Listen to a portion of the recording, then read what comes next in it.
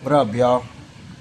It's Gordo Rojo here, up North Channel. You know what I mean? Today's story's about, going to prison and staying out of trouble.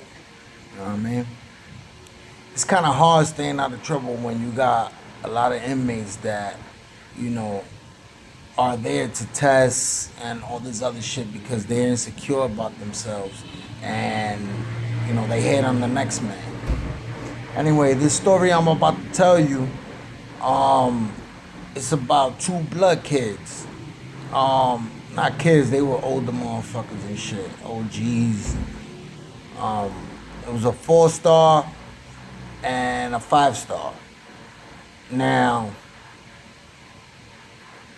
imagine that you got two dudes, they get into a fight, you know what I mean? After they get into a fight, one of them gets shipped out to jail, the other one stays.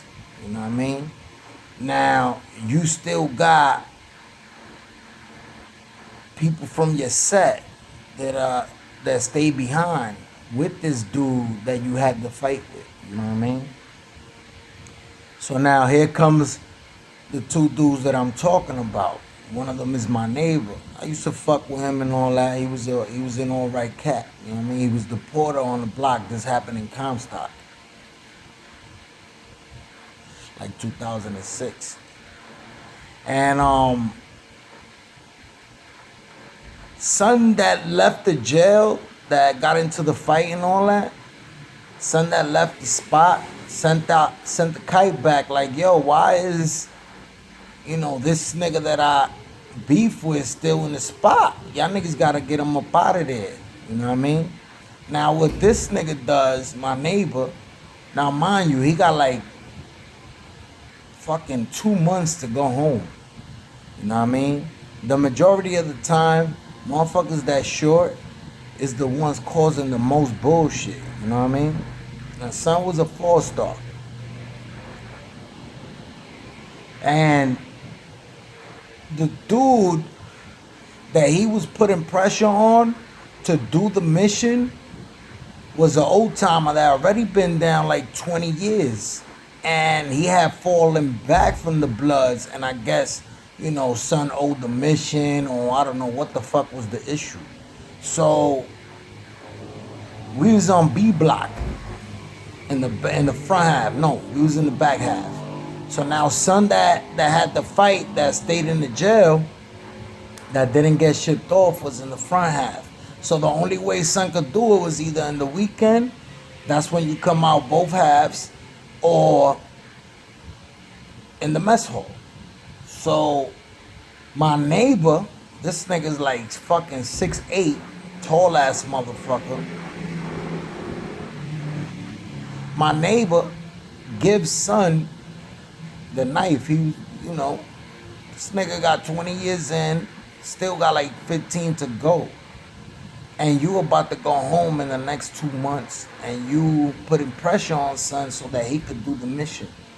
So we go into the mess hall. Now anybody who's ever been to Comstock knows that there's 2 mess halls. And you go up the stairs, there's this long ass staircase, and you go up that stair, you got 2 mess halls. The right side and the left side. You know what I mean? Now within each mess hall, there's 2 sides also. You got a right side and a left side in each mess hall.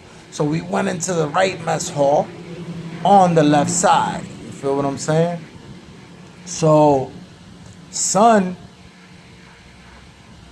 that he had to hit was the house right in front of us, which was C1. They used to go to the mess hall in front of us every day when we used to go.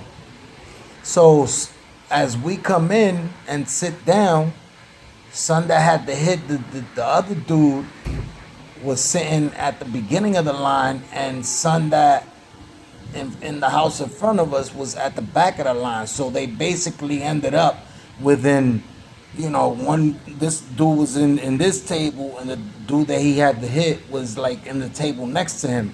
Comstock got 4-man tables, 4-man sit downs and shit.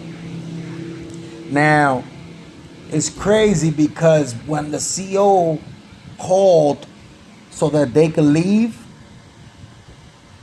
Son got up too and just straight up stabbed him in the neck.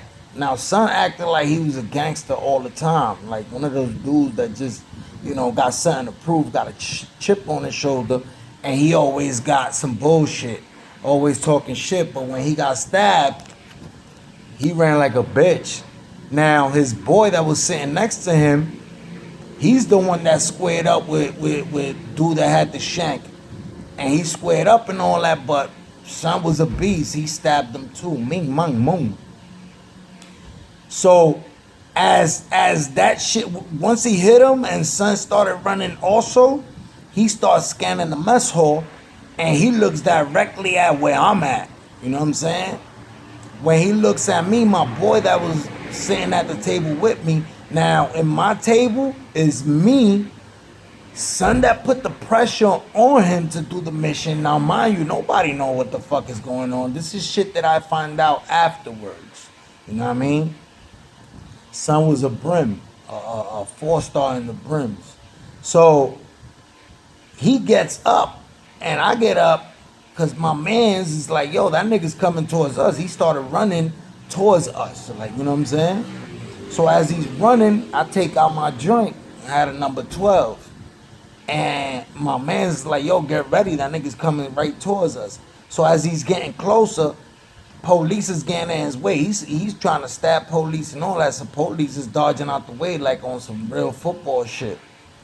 Like, as he got closer, I see that he's not directly coming towards me. He's coming towards son. So son starts running. Mind you, this nigga's like fucking 6'8", big motherfucker. And he starts chasing him because he was running like a little bitch. Starts chasing him, whatever, around the mess hall. Boom, ends up stabbing him in the back.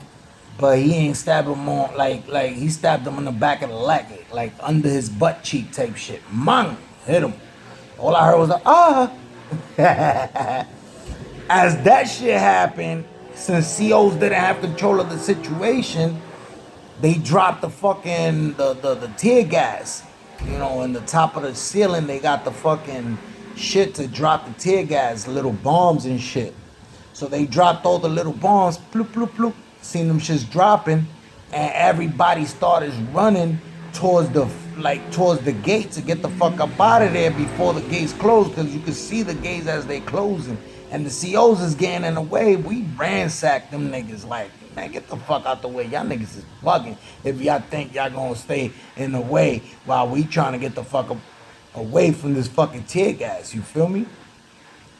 So we get out, whatever, boom, they do pedigrees. They fucking took us to the fucking gym. Everybody had to fucking get butt ass naked. You know, they searching to see if you was involved or not, whatever. Now there's one man locked the jail down for 2 weeks. Luckily, we had gone to the commissary the day before, so I was good, you know what I mean? I just went 55. So I was chilling. Plus I had gotten a package too. Comstock, you could get a 35 pound twice a year, but you could also get, at the time, I don't know now, we talking about 2006. So at the time, you could get a 35 pounds every month if you was ordering from a vendor. You know what I mean? So we had a vendor that we used to get plátanos, we used to get all type of goodies, you know what I mean? Right from that vendor.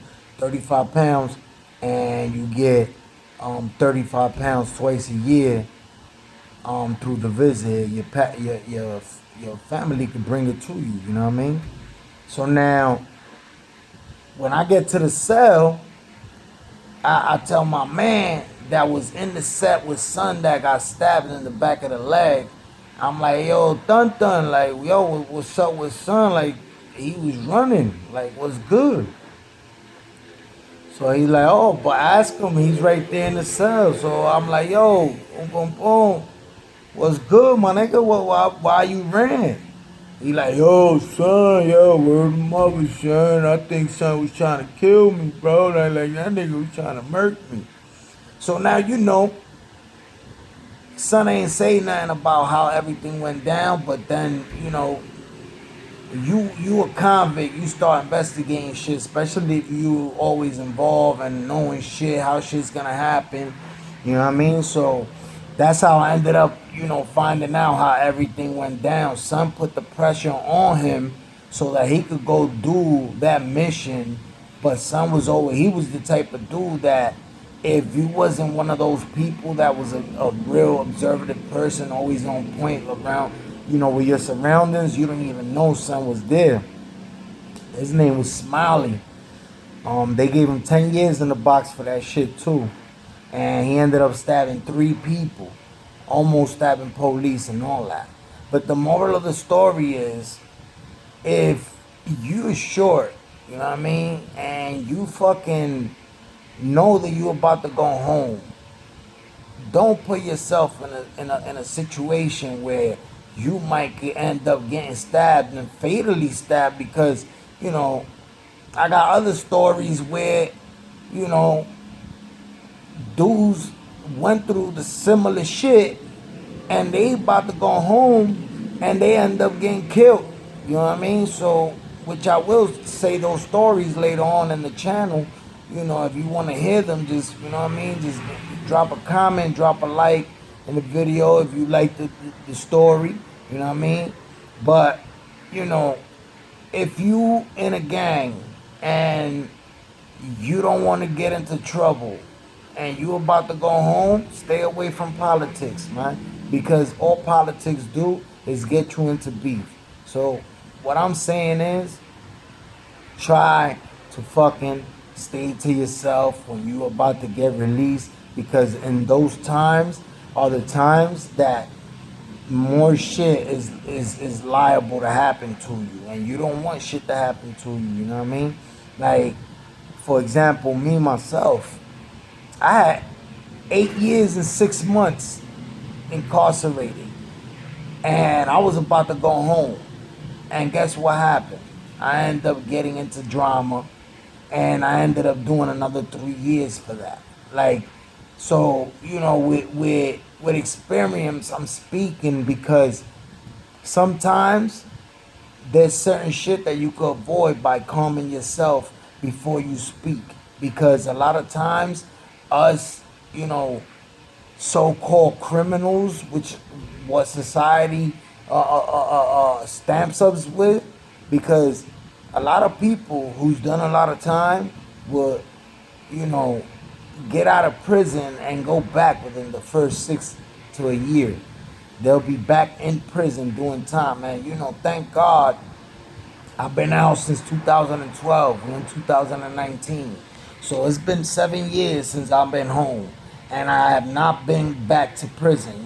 Thank God, for giving me, strength to stay away from, criminal activity. Because a lot of times, you see yourself in a situation where you might be even fucking broke, and you see the next man and he got, brand new car, he got this, and you put yourself, you put your mentality shouldn't be to, not envy somebody, because that's not even what I'm trying to say. But, put yourself in the mind frame that you want to have all these things. Even though you do want them, but don't go out your way to get them. Like, you don't need to rob somebody or to kill somebody for you to fucking get a brand new car. You could work for it. It might take you longer, but you still be able to get it. So what I'm trying to say is, when you in prison, if hope to God you never have to go through that experience of going to jail or going to prison. But I did 10 years, almost 11, and I can tell you from experience that you know prison will try to keep you in there. Once you go in there, it's not for sure that you're gonna get out. So, same like I said, same thing that happened to me. Once the ending of my bid came, I ended up doing another 3 years. So, you know, just try to fucking remain focused on what's really truly important, which is your family. that suffers for you while you in there, because you might, yeah, you might suffer, you might, stress, you might feel lonely, but at the end of the day, the people who really really love you, which is, for me, was my parents. You know what I mean? I made them suffer more than what I suffer at the end of the day. So those things um shouldn't be, when you could easily just avoid shit by not putting yourself in that situation. You know what I mean? Because when I look back at it, why the reason where I had the beef that I had, which was not with another convict, it was with police, with the COs. I went all out with the COs, ended up cutting one, and that shit fucked up my whole situation. You know what I mean? Plus, I got the beat down of my life. You know what I mean? So, if you're a kid and you're in the streets, stay away from drama, stay away from crime. Try not to fucking keep going to school and keep doing your thing, man. Become somebody in the future. Don't become a statistic and go to fucking prison like I did at a young age. So y'all already know, man. This is Up North Talk. You know what I mean? Give a like, subscribe to the channel, and comment on anything you want to hear from me, man. And I'll be, glad to tell you any stories y'all want to hear, man. Y'all already know. Peace out. This is Gordo Rojo, man.